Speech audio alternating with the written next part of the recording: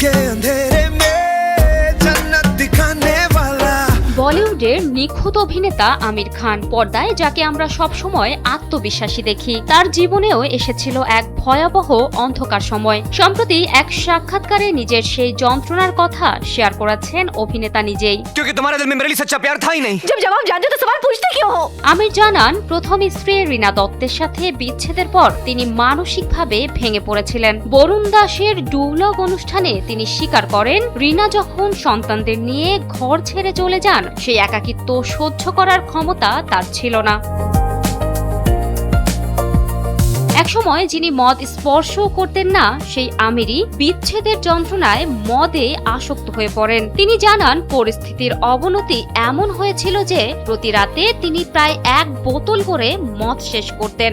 আবেগ সামলাতে না পেরে মদ্যপানে আসক্ত হয়ে পড়েছিলেন এই মহাতারকা।